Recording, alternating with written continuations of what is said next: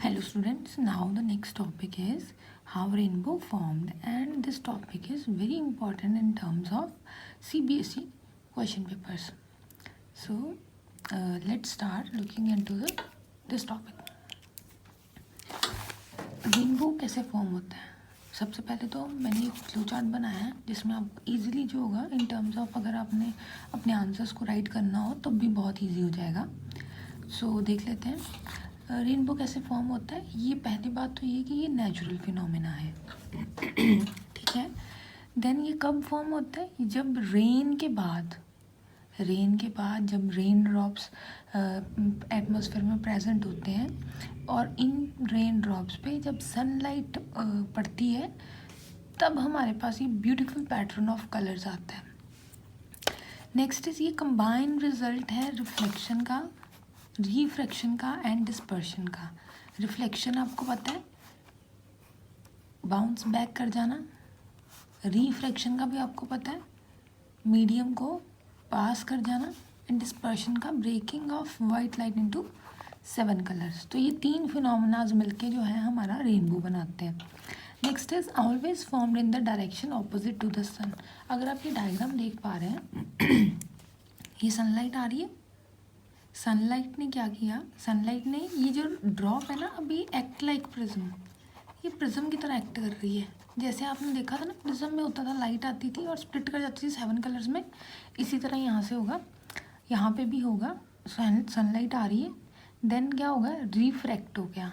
ये वाला मेथड हो गया. रिफ्रैक्ट होने के बाद साथ ही क्या हो गया? डिस्पर्शन हो गया कि जो हमारी वाइट लाइट थी sunlight which is also known as white light, वो 7 कलर्स में हो गई स्प्लिट. अब ये 7 कलर्स जब इस ड्रॉप के और प्रिज्म के दूसरी साइड पे जाते हैं देन वहाँ पे उनके साथ हो गया रिफ्लेक्शन. बाउंस बैक कर गए वो वहाँ से. टोटल इंटरनल रिफ्लेक्शन हो गया.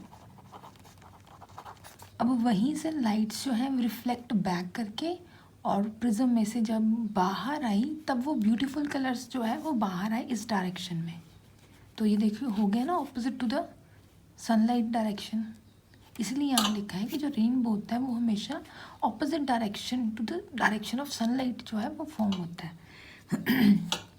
Light enter into rain drop मैंने आपको बता ही दिया. लाइट एंटर होगी रेन ड्रॉप में, देन होगा सबसे पहले रिफ्रैक्शन और डिस्पर्शन. देखो यहाँ पे रिफ्रैक्शन हुआ, लाइट एंटर कर गई मीडियम में तो मतलब रिफ्रैक्शन हो गया. डिस्पर्शन मतलब वाइट लाइट जो है वो स्प्लिट हो गई 7 कलर्स में. ठीक है. अब आपको ये फिनोमेना भी पता है कि जब भी वाइट लाइट किससे मिलके बनी होती है? 7 कलर से. जब वो प्रिज्म में एंटर करती थी तो वो अलग अलग लाइट्स, जो कुछ लाइट्स ऊपर आते थे, कुछ कलर्स ऊपर आते थे, कुछ कलर्स नीचे आते थे. ऐसा क्यों होता था? क्योंकि जो जितने भी कलर्स हैं ना वो उनकी डिफरेंट स्पीड है, डिफरेंट वेव लेंथ है, जिनकी वजह से वो अलग अलग बेंड होते हैं, अलग अलग एंगल के साथ बेंड होते हैं. ठीक है.